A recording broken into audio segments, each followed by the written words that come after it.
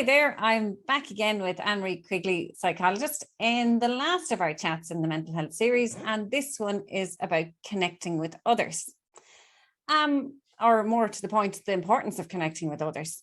But would that not be fairly obvious, Anne-Marie, the importance of connecting with others?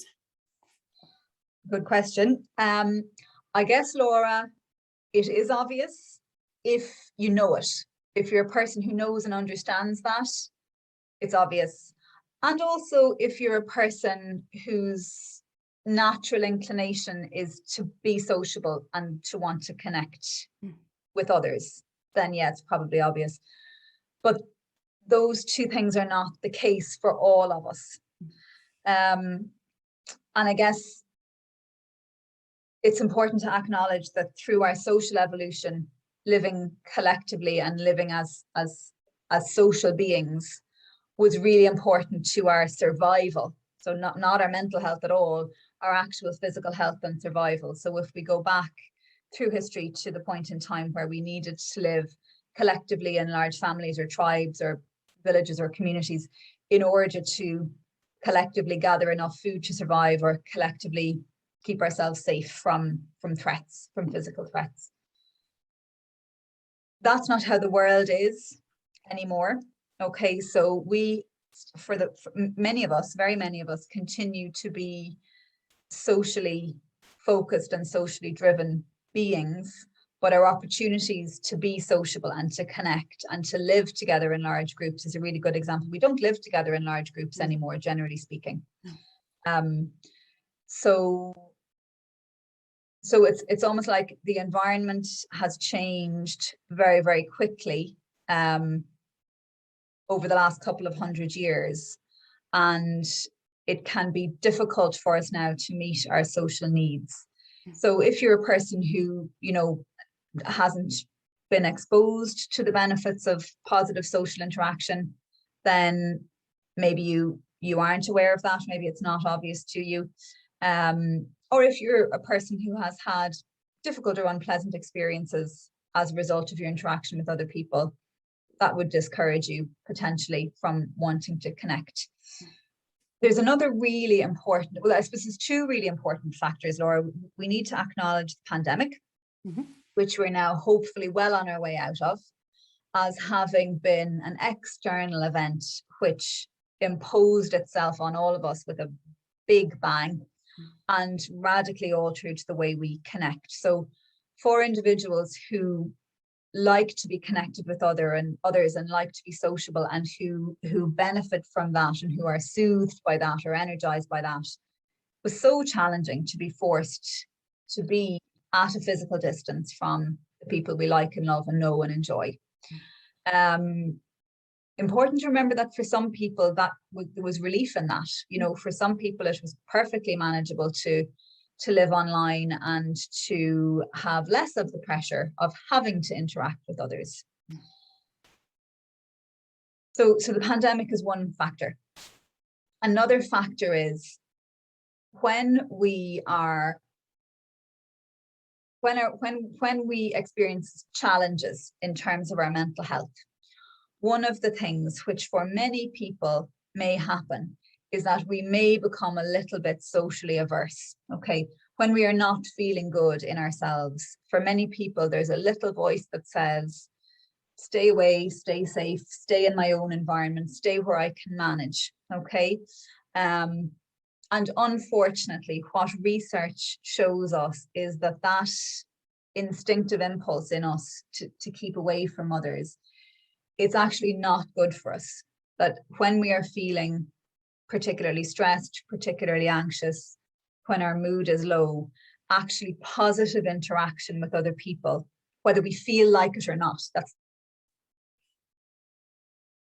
the really important piece, whether we feel like it or not, connection with others is really, really good for us. And it has a moderating effect on stress and anxiety and a balancing effect on low mood. So it's, we have talked through this series on a couple of occasions about the fact that the thing that helps us at a point in time may be the thing that's the hardest to do. And this is another example of that. So we talked about that in the context of certainly of exercise and movement and of sleep. You know, so when I'm feeling really exhausted, in a really contradictory way, it may be very hard for me to actually get up off the couch and get into bed a little bit early, but it's the best thing I could do for myself. This is another example. When we're feeling low in ourselves, feeling stressed, feeling anxious, or feel that our mood is low, it may feel like too much effort to meet with others. We may be in such a bad place in our own relationship with ourselves. We may be being so negative about ourselves, with ourselves, that we feel, you know, others don't want to be with us, or literally we have nothing to bring to the party. But in actual fact, we really need to find a way to push through that sense of wanting to stay apart and try to connect together. So a really good way of doing that is to try to think for yourself, okay, what is the smallest amount of time I can cope with in connection with others, and who is the individual who I think I would find it the easiest to be with, and to try to reach out to that person. Yeah, and that does make sense. Like I would get energy. I like connecting with people. I get energy from connecting with people. Funny enough, I didn't actually find the lockdown as hard as maybe people would expect, because I do also like time to myself.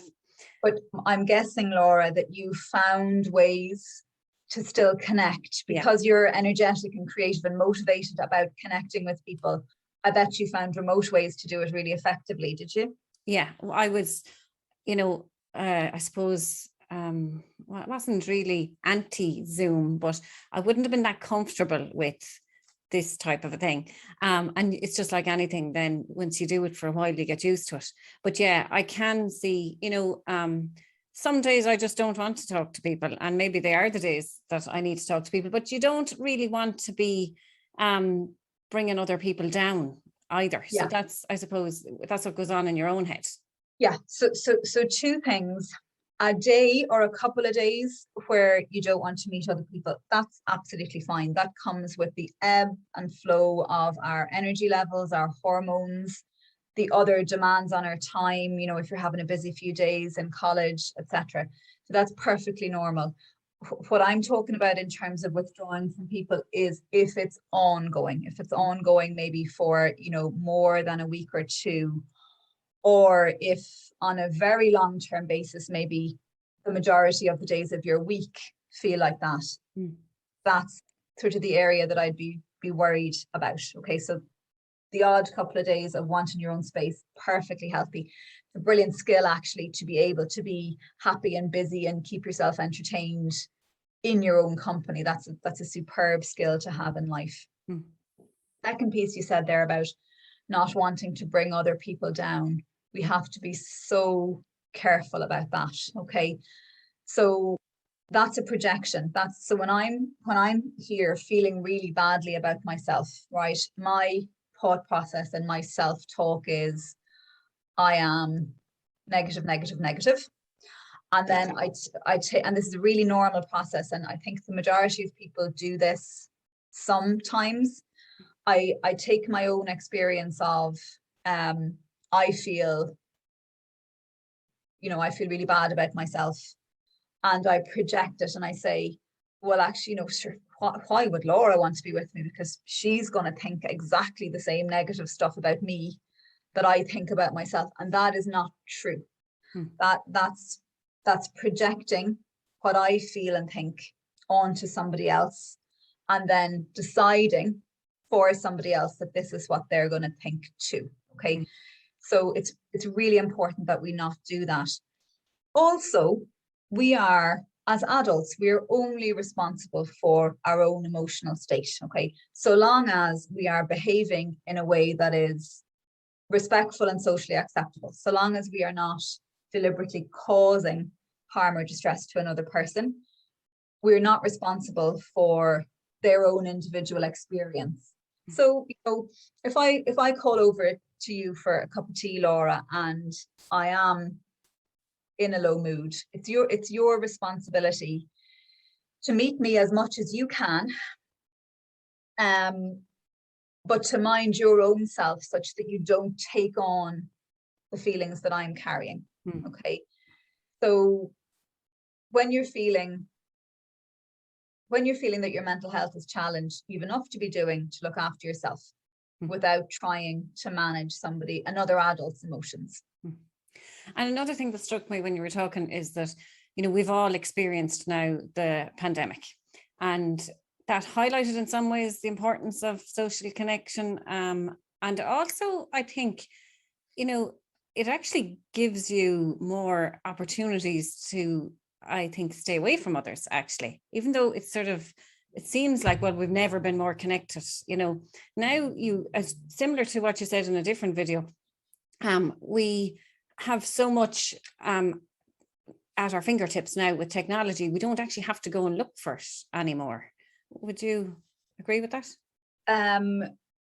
Yes, I would agree with that. However, there's sort of a qualitative issue there that we need to be mindful of, which is, so any positive interaction with another person, which is wanted by both people, is beneficial and is useful.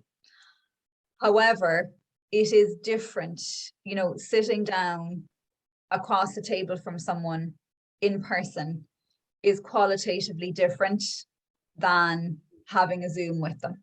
Okay, probably the better you know them and the more comfortable you are with them, you can get more out of a Zoom. But we do all need some, well, it's not accurate to say all, the majority of people do need some in-person interaction. Okay, and there are very specific emotional benefits to that, which probably can't be gained to the same extent from a remote interaction with someone, or text or phone.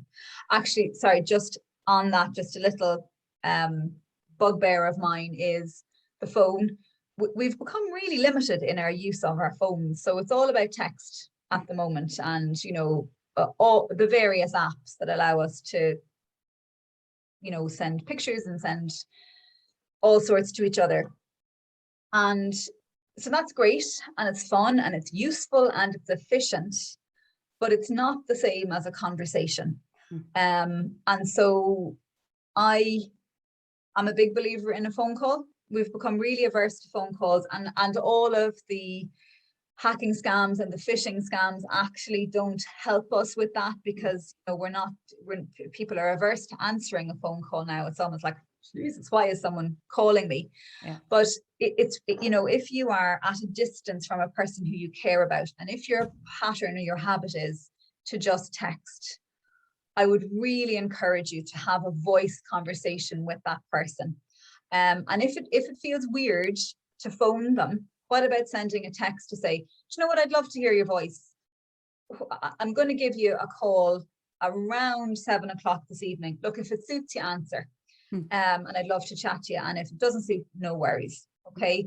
So you're not putting them under pressure. You're alerting them that if a weird thing happens and their phone starts ringing around 7 o'clock, it's probably you at the other end.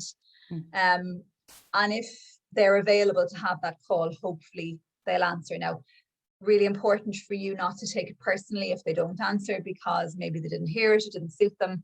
Maybe they were having a bad day and they didn't feel able for a chat. But just, you know, try to, you know, we've mentioned the huge variety of ways that we now have to connect, and we do. But actually we're leaving go of a really important one, which is the voice calls. So we need to just be careful of that. Yeah. And maybe do an experiment with it. I think there was lots in there. So my question at the beginning, is it not obvious? I think it isn't necessarily obvious. But Anne-Marie, thanks so much for your time, for all of the chats in this series. We really appreciate them. Laura, really enjoyed it. Thanks, Anne-Marie.